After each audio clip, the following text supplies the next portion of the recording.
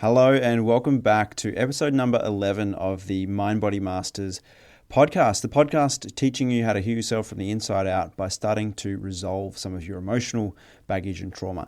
So today I'm going to be talking about something that I am absolutely really passionate about and something that is so important to be able to really nail the physical side of healing. So we're going to be talking all about the sympathetic nervous system, the fight-flight nervous system, and the parasympathetic nervous system, the healing, calming nervous system.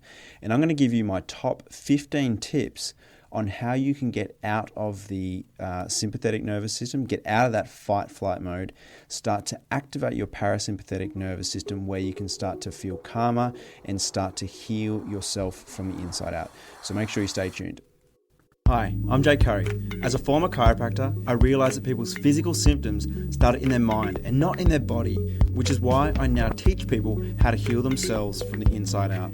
Now, you don't need to be a monk or a mystic to heal yourself. You just need to learn how to master your mind-body connection. And this podcast is going to show you how. You're going to learn how to understand the hidden meaning of your symptoms, resolve the old emotional baggage that's kept you stuck, and gain practical tools to reduce the stress in your life.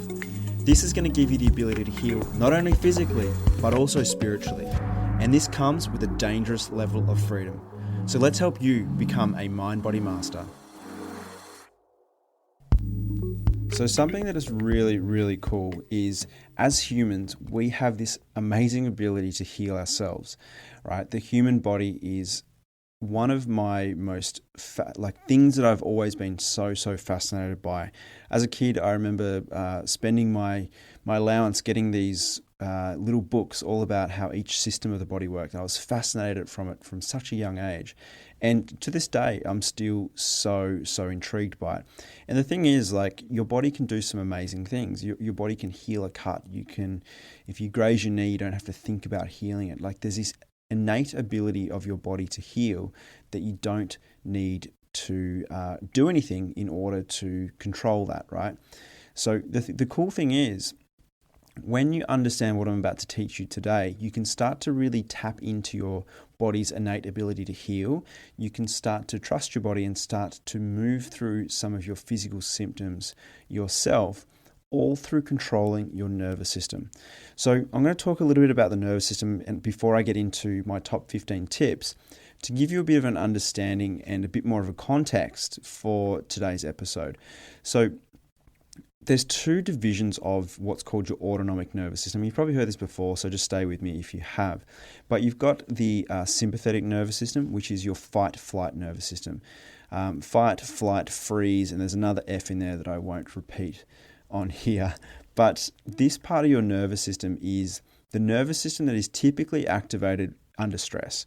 So imagine being chased by a tiger. Your sympathetic nervous system would be activated. You would divert blood away from your vital organs into your muscles and things like this to run, to escape. All of these kinds of things that you typically associate with being quite stressed. So in this state of your body is undergoing changes. It's creating meaningful adaptations to help you cope with that stress. So, for example, if you're being chased by a tiger, you might experience, like I said, you might see some increased activity in the muscles of your body to help you escape, for example. Or you might need to get more oxygen in. So your lungs might be adapting during this time to help you get more oxygen into your lungs.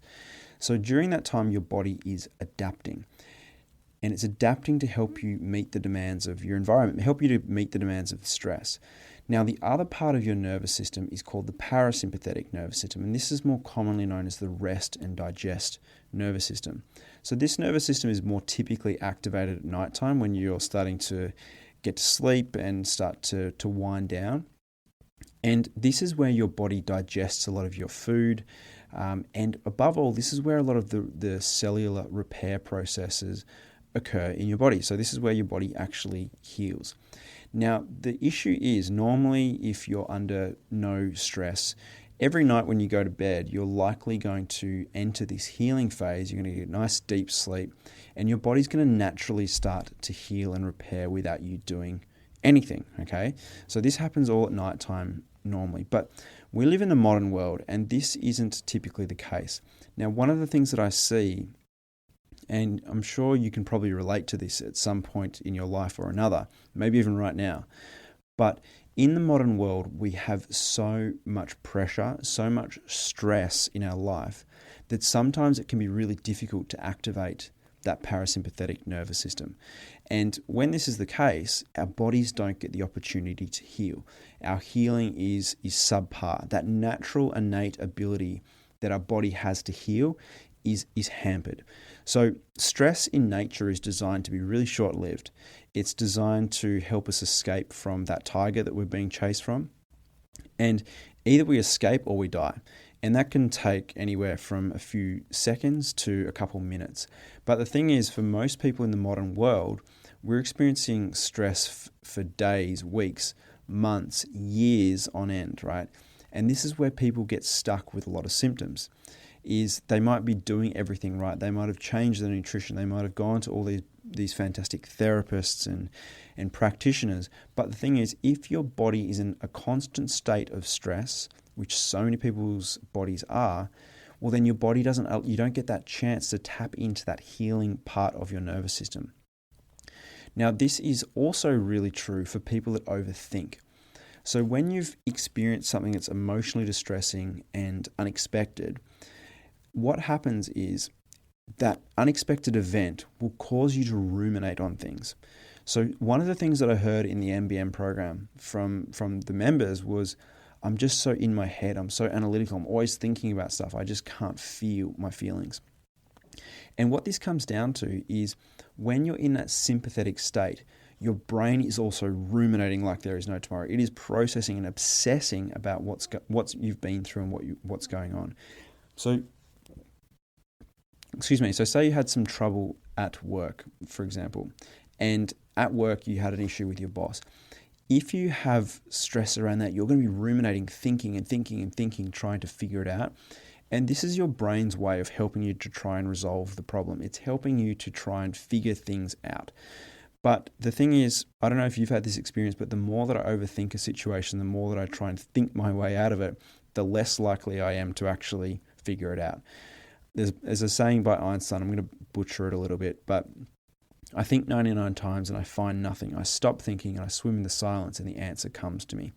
So for those of you out there that are constantly stuck in your head, being over analytical and being trying to figure everything out, this is also probably a good sign that you have a heightened stress response in your body. So these 15 tips are going to really help you to not only start to get out of your head and start to get into your heart a bit more, but it's also going to help you to physically heal. By getting into this parasympathetic nervous system, you can start to really calm down. You can start to feel more peaceful, which of course is very, very cool. Now, the other reason why a lot of people are stuck in this sympathetic or stress, fight, flight nervous system a lot of the time is what we call tracks and triggers. So if you've been through something emotionally distressing, like I talked about before, say you had an issue with your boss at work, maybe your boss absolutely yelled and screamed at you because you made a mistake on a particular project. You're going to have, at that moment that you experience that unexpected and stressful event that really hit you, is your brain's going to take, your unconscious mind is going to take a snapshot of everything you see, hear, smell, taste, touch, and sense. Now, anytime you are reminded of any of these things, your body is going to respond the same way. You're going to feel the same level of stress. So that might be just walking into work. It might be seeing your boss. It might be working on a project and thinking that you're making a mistake. You're going to experience a lot of these triggers. So these triggers are simply reminders of old emotional stresses that you've been through. And the thing is, those triggers don't go away until you actually deal with that emotional root issue. So my first tip here, and this goes back to the previous episode. If you haven't listened to the last episode, go back and listen to that. But the way in which you can start to process and start to get yourself out of the stressed sympathetic nervous system into the calming parasympathetic nervous system is to deal and resolve your emotional baggage. Now, the reason that is so important is because when you are able to clear that baggage, when you're able to deal with those traumas and feel your feelings around those events, all of a sudden the triggers that you have daily, weekly, whatever, become less. So all of a sudden, if you resolve that issue with your boss, you feel all of the feelings that went along with it. Chances are the next time that you experience feeling like you're making a mistake on a project or bumping into your boss, your nervous system won't automatically kick into that fight or flight nervous system. This is probably one of the biggest tips, okay? So this is number one. So number one is learn how to process your emotional baggage, which is really, really cool because that's going to reduce the triggers in your life, which is going to reduce the times your nervous system switches into that stressed nervous system. So now we're going to start getting a bit more practical. We're going to get into some more of these. So number two is breath work. So I am a huge advocate for breath work and breathing. There's many ways you can do it, but I'm going to talk a little bit about, obviously there's breath work, which is really fantastic at processing old emotional trauma. It's fantastic at helping you to get out of that sympathetic nervous system. And breath work it's something that needs to be done as a practice. It's something that you need to really work at, and something that is good to be guided through. So typical breath work is when you breathe a lot deeper and a lot faster than you normally would. Now, this floods your body full of oxygen and reduces the carbon dioxide in your bloodstream, which what actually happens is it switches off your prefrontal cortex and helps you actually tap into your limbic system. So this is where you can actually start to really process emotions. I'll probably do a whole episode on this particular topic, but breath work in that practice can be a really beautiful way to process your emotional trauma, which ties back into the first one of reducing your triggers in your life. Now, the other way breathing is so beautiful is there's two ways you can breathe, one of which stimulates, and when I'm talking about breathe, I'm talking about just generally, one of which stimulates your sympathetic nervous system and the other stimulates your parasympathetic nervous system. So typically when you're stressed, you're going to be breathing really short and shallow. It's going to sound a little like this, right? So you're going to be breathing out of your mouth typically. You're going to be breathing all up in the top third of your shoulders and your chest.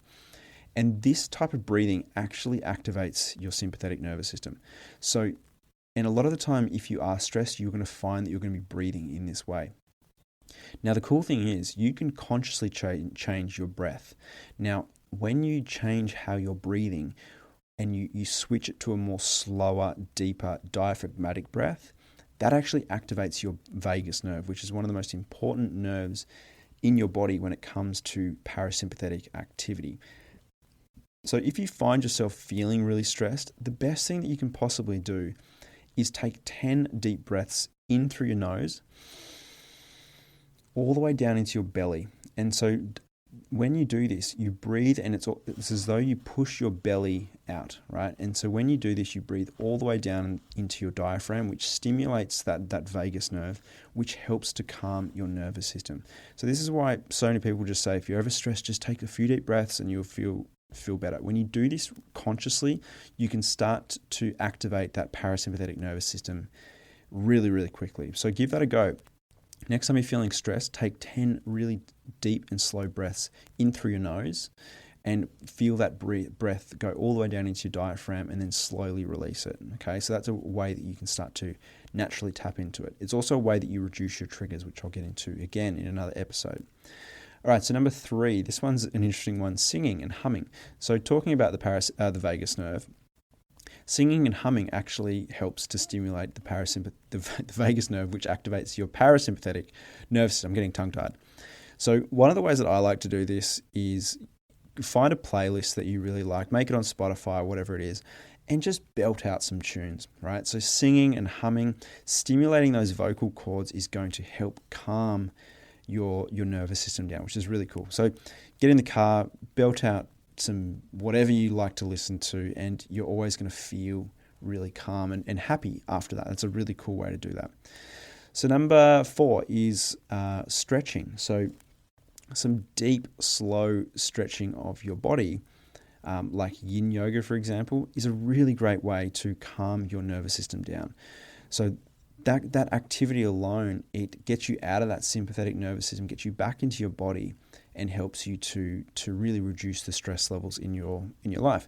I think yoga is a fantastic practice. I don't do it that regularly. I just tend to stretch at home myself, but anytime I've ever done a yoga class, for example, is you are just on absolute bliss cloud nine after you've done it. And that's because your parasympathetic nervous system has been really heavily activated. Yeah, so you don't necessarily need to go to a yoga class to do that. You can do that at home. You can start to just stretch, doing some really slow stretches of your body. Now, that brings me to number 5, exercise daily. I don't know about you, but I have never felt bad after I've exercised. Sure, I might have felt really sore and really tight and exhausted, but I've never felt stressed after I've exercised. I don't know about you, but that's my experience. Exercise is something that, if you can cultivate a daily practice of, is something that can really help reduce your stress levels in your life. So by actually stressing your nervous system, it increases your ability to handle that. And it also just helps to calm your body down. So it releases all these kind of feel-good hormones, endorphins and the like. So exercise is something that you can do that is really, really cool. So it doesn't need to be a CrossFit workout or anything too intense. You can go for a nice long walk. You can go for a long, slow jog. It doesn't need to be anything really drastic, but just getting moving is a really, really cool way to start to activate this part of your nervous system. Now, number 6, this is probably my all-time favorite, is meditation. I love meditating. It's something that I do every single day. And what this is, meditation in its simplest sense is switching your attention from the outside world to the inside world. So I'll say that again. Meditation is the act of taking your attention from the outside world, and bringing your attention to the inside world. So this is all about starting to become aware of your breath, for example, start to notice the feelings and sensations in your body. Now, this can really slow you down, and by slowing down, this actually helps to activate the parasympathetic nervous system. There is so much research on this. I don't really need to go into it in too much depth, but meditation is a really fantastic tool. Self-hypnosis is also another fantastic tool that can be utilized in the same way. And same thing with yoga is, after you've meditated or done self-hypnosis, chances are you're going to feel completely blissed out. All right, so number 7 now is heart coherence breathing, or the heart coherence technique. So this is a method formulated by the HeartMath Institute. Now, these guys are fantastic. They've got so much research on this, but essentially it is consciously changing the electromagnetic frequency of your heart and getting it in sync with your brain. I know it sounds kind of complicated, but essentially this method is all about feeling and heightening senses of gratitude, appreciation, and joy, while at the same time breathing in a way that tells your nervous system that you're safe. So going back to the start is breathing like I talked about at the start, the deep diaphragmatic breaths through your nose. It calms your nervous system and helps you to realize that you are safe, that you're in this present moment, that there is nothing you need to worry about, and that you are safe. And when you're able to do that, coupled with cultivating feelings of gratitude, for example, and feeling these elevated emotions, which is what HeartMath is all about, this is a beautiful way to start to activate that parasympathetic nervous system. I'm going to get onto a little bit more of that in future episodes, because that is a whole topic in itself, and I love it. All right, so number 8 is journaling and talking. So if you've ever been through something stressful in it, like let's use the example of your boss, you've had that argument with your boss that I used at the start, is when you do go the journey alone, when you try and figure things out for yourself, that's when you can often get stuck in your head, being over analytical, getting even more stressed in that instance. But the moment you put pen to paper and you write about how you are feeling, you are able to reduce that load. It's like if you're walking around with rocks in your backpack, journaling is a way that you can start to take rocks out of your backpack.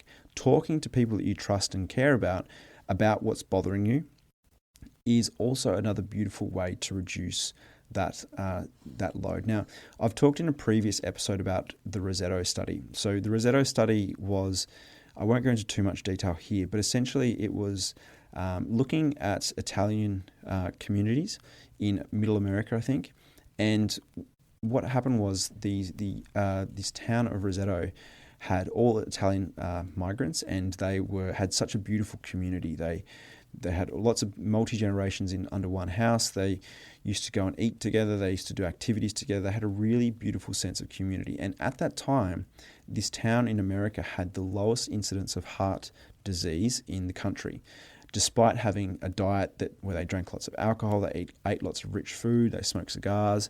And so later on, what happened was this community eventually started to break down from multi-generational homes into single-generational homes, and people started to talk less and that community started to break down. And as a result, their heart disease started to increase. So one of the things that I took from this is the importance of community, the importance of having people there that you can talk through stuff. This is just so, so important. So find your pack, find a group of people that you can really trust. It might be a group on Facebook in the current era, right? But find a group where you feel safe, where you feel included, and you can talk about what you need to, because a burden shared is a burden halved. All right, so number 9, have a bath. Now, I love having a bath, but I'm going to give you a little hack that's going to help make that bath even more relaxing and help to calm your nervous system down even more. And that is to use a really high concentration of salt. So putting some Epsom salts in the bath, for example, having a really high concentrated salt bath is a way in which you can really calm your nervous system. The salt, essentially, if we look at it from a G&M perspective and a biological sense, the salt actually makes us feel like we are at home. It makes us feel completely at peace. It makes us feel very relaxed. So having that salt in the bath is a way that you can really take the bath to the next level. I know baths are already relaxing, but add the salt and you will notice some really cool stuff. If you're someone who struggles with weight gain as well, having a high concentrated salt bath is something that's going to be really useful for you as well. All right, so number 10 is reducing your exposure to Wi-Fi and devices and electromagnetic frequencies. So one of the ways you can do this is through grounding. So getting outside, walking barefoot on the earth, in the sand, whatever that might be. So I don't know if you've ever had this experience, but if you live in a city or a densely populated area, you might notice you just feel a little bit stressed, a little bit highly strung, just day to day. And then if you've ever had the experience of going camping and switching off and not having devices, being out of reception, being connected to nature, chances are you're going to feel really calm. And I love this for that very reason, is when you go camping, you don't have the exposure to various Wi-Fi devices and things like that. Our homes are just loaded with them. And there's plenty of research on this in terms of how that can impact and make our bodies more sympathetic dominant. So reducing your exposure to Wi-Fi and things like that by grounding, going camping, getting out in nature is an absolute game changer. So on technology, number 11 is we're going to be talking about blue light exposure. So blue light is a wavelength frequency of light that comes from, again, devices, computer screens, TVs, and things like this. Now, when you are like towards the evening, if you are going to sleep and you're on your computer all night, what actually happens is normally as it gets darker, your eyes will sense the change in light in your environment, and as a result you'll start to secrete hormones like melatonin, and these hormones kind of make you feel tired and make you feel relaxed. Whereas if you are constantly on devices all night, constantly watching TV, all this kind of stuff, it tricks your brain into thinking it's daytime. And so what you can do is by reducing your blue light exposure, it actually helps to normalize your sleep cycles and help you get a deeper sleep. And obviously when you're sleeping, that is when you're repairing. So this is so, so important. So make sure you're getting enough sleep is also, I'm going to add that as a little bonus one. Prioritize your sleep. Holy crap, that is so important. Make sure you're getting enough sleep, because that is actually when you are healing. Now, there's some technology that you can utilize to reduce your blue light exposure, which again is going to help you sleep. There's a program that I use on my computer called Flux. It's f.lux. It's a program that I think it's free to download, and that'll just start to reduce the amount of blue light that's coming out of your computer, for example, of an evening, based on where you live in the world. Another way you can do that is through blue light blocking glasses. I'm sure you can just go and research that. All right, number 12, again on technology, switch off your damn phone, right? I know that the times when I've been stressed in my life, there is a direct correlation between waking up and checking my phone and not. So one of the habits that I've cultivated is actually leaving my phone in a different room when I am sleeping. Firstly, so that if anyone calls or I get messages or things vibrating or beeping, it doesn't wake me up and disturb my very, very precious sleep.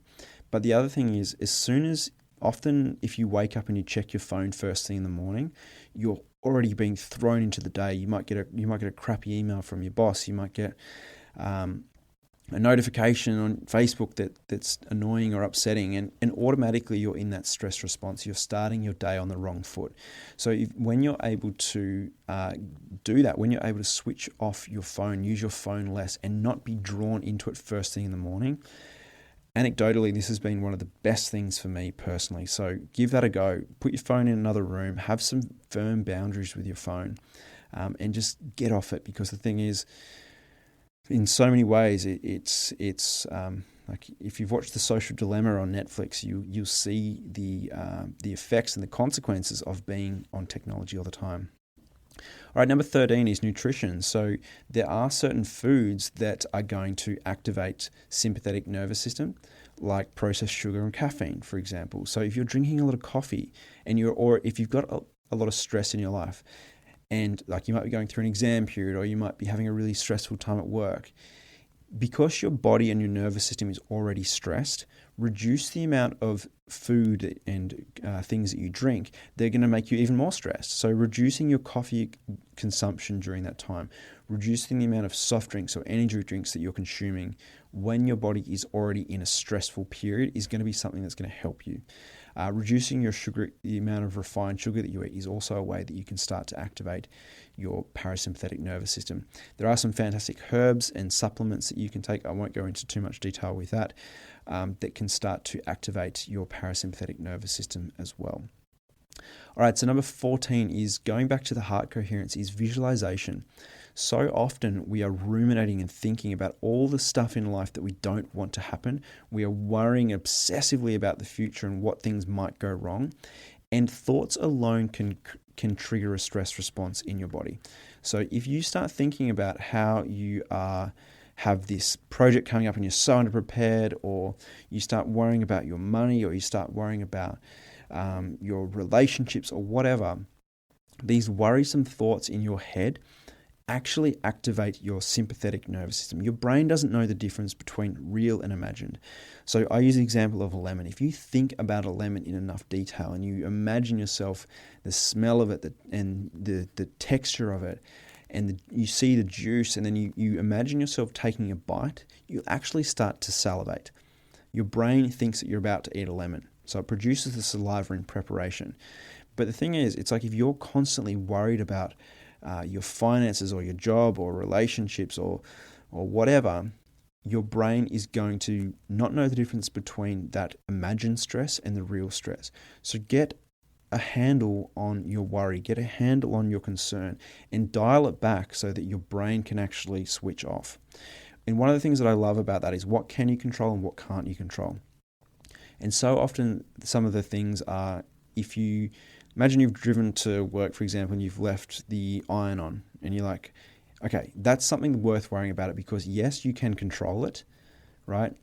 And yes, you can go and do something about it, okay? So, and yes, it has consequences. So there's some things that you can sort of look at. Is the thing that you're worrying about, is it a real worry? Can you control it right now? And usually it's going to have some consequences. But the thing is, if you can't control it, if it's not an issue right now, is let it go. Learn how to do this. Learn how to let things go. Let worry and concern go, because that's going to help calm your nervous system. All right, and lastly, number 15 is cold exposure. So having a cold shower, having an ice bath, this is actually a fantastic way to stimulate your vagus nerve again and activate that parasympathetic nervous system. There's been some really fantastic research done on things like depression and cold water exposure. So this is a really great way, and I know some of you guys are going to be going, hell no, am I having a cold shower? But when you do, it really does help you to activate that parasympathetic nervous system, help you calm down, and help you to start to heal on so many different levels. So one of the places that I get a lot of people to start is checking out Wim Hof. He's got some really cool stuff online. There's a really great documentary on him on Vice. If you just Google Wim Hof and Vice, there's like a 30-minute documentary about how he uses breathing and breath work and also cold exposure to start regulating the autonomic nervous system. So there you go, guys. There is my top 15 tips on how to reduce the stress in your life and how to start activating your parasympathetic nervous system. Now, this is something that I'm as I said at the start, so passionate about, is because as human beings, we can consciously change and affect our nervous system through some of these methods that I've mentioned. And when you're able to do that, you can stop stress in its tracks and you can start to really heal physically and also emotionally. So this is completely within your control. So if you are someone who is constantly stressed, start to implement these strategies. Or if you've got someone in your life who is constantly stressed and always whinging about how stressed they are, and needing help to learn how to manage their stress, send them this episode because it can really help them to see that they are in control. Because a lot of the times when you are under a lot of stress in life, you can feel kind of helpless. You can feel out of control. You can feel like there's nothing that you can do about it. Whereas I'm here to tell you there is everything that you can do about it. And once you learn how to master your mind-body connection, once you learn how to manage your stress levels, some beautiful and wondrous things are well and truly in reach for you. All right, guys, so that is all for today. Thank you so much for joining me on this episode of the Mind Body Masters podcast, and I will see you again for the next episode. Take care. Thank you for listening to the Mind Body Masters podcast. Now, everyone has the ability to heal themselves with the right tools, information, and guidance. So if you have someone in your life that needs to hear this message, please share this episode with them so they too can start healing from the inside out. Now, if you've liked this episode and you think more people need to hear this message, please give us a great rating on iTunes because it helps more people to actually hear this message and realize the power that they have. Now, if you'd like more information and you'd like to access bonus video content and even have the ability to ask me questions directly, then head on over to my free Facebook group, the Mind Body Masters Heal Yourself from the Inside Out group. Or you can head on over to Instagram and slide into my DMs there. My handle is Jake_Curry. All right, guys, thank you so much again for listening, and I'll catch you again on the next episode.